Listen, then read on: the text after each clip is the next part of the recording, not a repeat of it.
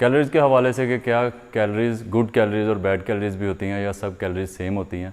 लेकिन energy point of view से अगर देखें तो आपको अगर प्रोटीन से 100 कैलोरीज़ आप लें या आप 100 कैलोरीज़ कार्बोहाइड्रेट से लें या 100 कैलोरीज़ आप फ़ैट से लें तो वो आपको सेम अमाउंट में जो है वो एनर्जी देंगी। लेकिन अगर न्यूट्रिशनल जो है वो डिफरेंसेस होते हैं हर चीज़ में, अगर आप न्यूट्रिशनल वैल्यूज़ के हिसाब से देखें तो आपको आपकी बॉडी में प्रोटीन का और फंक्शन है, कार्बोहाइड्रेट्स का डिफरेंट है, फ़ैट्स का डिफरेंट है और दूसरे न्यूट्रिएंट्स भी इन सारी चीज़ों के साथ आप कोई खुराक खाते हैं तो उसके साथ अबंडेंट आ रहे होते हैं।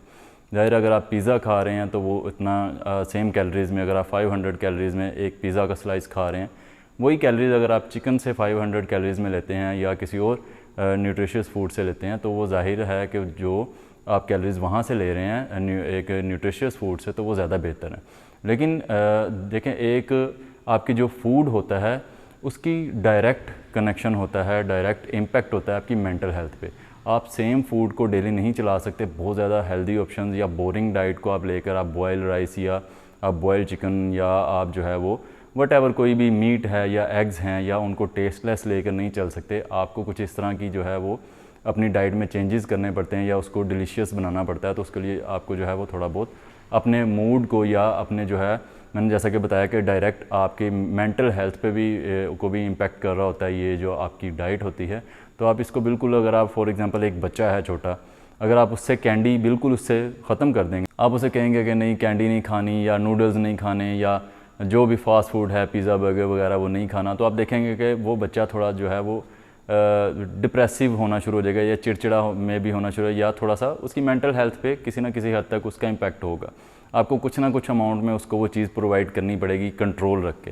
तो जो अगर आप उसको बिल्कुल बंद कर देते हैं, जो कंपैरेटिवली मतलब जब वो दूसरे बच्चों को देखेगा खाते हुए ये सारी चीज़ें, तो वो थोड़ा फ्रस्ट्रेट होगा मेंटली। तो यही चीज़ जब हम अडल्ट हो जाते हैं तो इसमें भी हमारा ये एक रिवार्ड सिस्टम जो है हमारा मेंटली फूड के साथ जो है वो कनेक्टेड होता है। टेस्टी फूड इंसान को हिस्ट्री में जब भी अवेलेबल हुआ है उसने उसको अवेल किया है, उस अपॉर्चुनिटी को, उसको ज़ाहिर अब जो है वो एनर्जी की स्टोरेज हमारी बॉडीज़ में वर्क ना होने की वजह से बहुत ज़्यादा बढ़ गई है, फ़ैट इतना ज़्यादा वो इकट्ठा हो जाता है तो हमें ज़्यादा एहतियात करनी पड़ती है। वरना अगर आप पीछे चले जाएँ तो जैसे ही फूड कोई टेस्टी फॉर्म में प्रोवाइड होता था तो इंसान ज़्यादा से ज़्यादा खाता था ताकि फ्यूचर के लिए जो है वो एनर्जी स्टोर की जा सके। अब ज़ाहिर है हमें इतना इजीली सारा जो फूड है अवेलेबल है तो हमें फ्यूचर के लिए एनर्जी स्टोर करने की ज़रूरत नहीं है। तो डाइट को एक बैलेंस रख के लेके चलना बहुत ज़्यादा ज़रूरी है। आपको थोड़ा सा जो है वो कल्चर है जो किसी का या ट्रेडिशन है या जो टेस्टी चीज़ें हैं, प्रोसेस्ड फूड है या मीठा है या ये सारी चीज़ें हैं,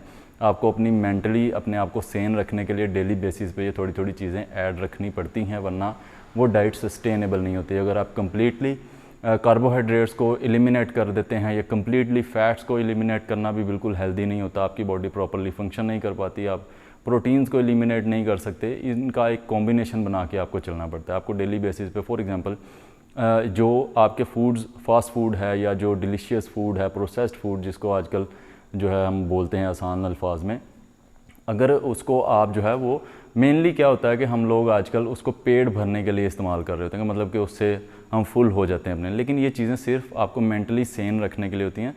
आपने इसको थोड़ा सा टेस्ट करना होता है। अगर आप फॉर एग्जांपल कोई 1-2-4 दिन बाद फ़ास्ट फूड का अगर आपका दिल कर रहा है तो आप वो बजाय इसके कि वो पिज़्ज़ा से आप अपना पेट भर लें, आप अपनी मेन मील जो है वो चिकन या एग्स वगैरह जो भी आप खा रहे हैं उसमें आप थोड़ा सा जो है वो आधा एक स्लाइस एडजस्ट कर सकते हैं। उसके अलावा आप जो है वो बर्गर जो है वो एक हेल्दी फॉर्म में लेके उसको एडजस्ट कर सकते हैं, उसमें मीट ज़्यादा हो, उसमें जो है वो आपका बन जो है वो उसकी मिकदार थोड़ी कम हो, सॉसेस थोड़ी कम हो, 0 कैलोरी सॉसेस आ गई हैं। तो इस तरह की चीज़ें लेके चलना पड़ता है। एनर्जी पॉइंट ऑफ व्यू के हिसाब से अगर आप देखें, अगर आप मीट की ओवर कंजम्पशन करनी शुरू कर दें या कोई भी हेल्दी जिसको सो कॉल्ड आप कहते हैं कि ये फूड बड़ा हेल्दी है, उसकी ओवर कंजम्पशन शुरू कर दें और आप 5000 कैलोरीज डेली बेसिस पे किसी भी सो कॉल्ड हेल्दी फूड से लेना शुरू कर देते हैं तो भी वो आपको उतना ही फ़ैट देगा जितना कि पिज़्ज़ा या बर्गर देगा। हाँ, बॉडी कंपोजिशन में जैसी कंपोजिशन आपकी इनटेक फूड में होगी जो वैसी ही आपकी बॉडी कंपोजिशन जो है वो आहिस्ता आहिस्ता बनना शुरू हो जाएगी। जैसे कि अगर आपकी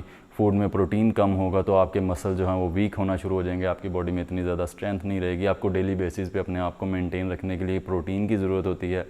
अगर आप कार्बोहाइड्रेट्स ऐड नहीं करते तो हो सकता है कि आप जो है एनर्जी की कमी महसूस करें बहुत ज़्यादा। आप अगर फ़ैट्स को बहुत ज़्यादा कम कर देते हैं या एलिमिनेट करने की कोशिश करते हैं, तो ये डेंजरस हो सकता है। आपके हार्मोनल जितना भी मामलात होते हैं बॉडी में, उसको चलने के लिए फ़ैट्स की भी ज़रूरत होती है।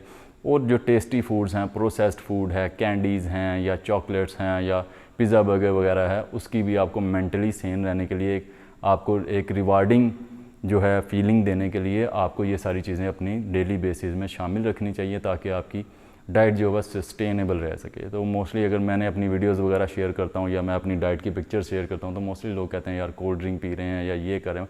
हाँ, मैं ये कहता हूँ कि मेरी डाइट को इतनी ज़्यादा हेल्दी नहीं है, लेकिन मैं उसको इसी तरह से सस्टेनेबल रख सकता हूँ। तो मैं अगर 5-6 साल से ये इस कंडीशन को, अपने लो बॉडी फैट को मेंटेन रख पा रहा हूँ, तो सिर्फ इसी वजह से कि मेरी डाइट काफ़ी ज़्यादा फ्लेक्सिबल है। मैं जो चीज़ खाना चाहता हूँ उसको मैं थोड़ी सी मिकदार में डेली बेसिस पे ऐड रखता हूँ, जिसकी वजह से मेरे अंदर वो क्रेविंग या एक डिज़ायर जो है वो बिल्डअप नहीं होती। जब आपके अंदर एक डिज़ायर बिल्डअप हो जाएगी तो आप उस चीज़ के ऊपर इवेंचुअली बिंज करेंगे। जैसे लोग बोलते हैं ना, हमारा वेट नहीं कम हो रहा, या आते हैं 2-4 दिन एक्सरसाइज करते हैं, 1-2 दिन डाइट की, तो वो एक डिज़ायर, एक कुछ अरसा शुरू में इतनी जो है वो एग्रेसिव डाइटिंग करते हैं कि उनके अंदर एक खाने की और एक टेस्ट की डिज़ायर बिल्डअप हो जाती है। जब वो फिर वो फास्ट फूड के ऊपर या किसी भी फूड के ऊपर फट पड़ते हैं ना, तो फिर जो है वो सारा कुछ रीफीड हो जाता है। इवन के वो पहले से भी ज़्यादा खा लेते हैं। बॉडी एक स्टार्विंग जो है वो इमोशन में या एक कंडीशन में होती है, या उसको ये सिग्नल मिल रहा होता है कि स्टारवेशन हो रही है या एनर्जी की ज़रूरत है, तो वो उसको पहले से भी ज़्यादा एग्रेसिवली स्टोर करती है। तो इस वजह से वो लोग स्टक रहते हैं। और डाइट को आपको बहुत लंबे अरसे तक लेके चलना पड़ता है, फिर आपको छोटे छोटे चेंजेस नज़र आते हैं। जो फैट आपने 2-4 साल में, 5 साल में इकट्ठा किया, उसको आप 1 महीने का टारगेट लेके अगर आते हैं तो उसको अचीव नहीं कर पाते।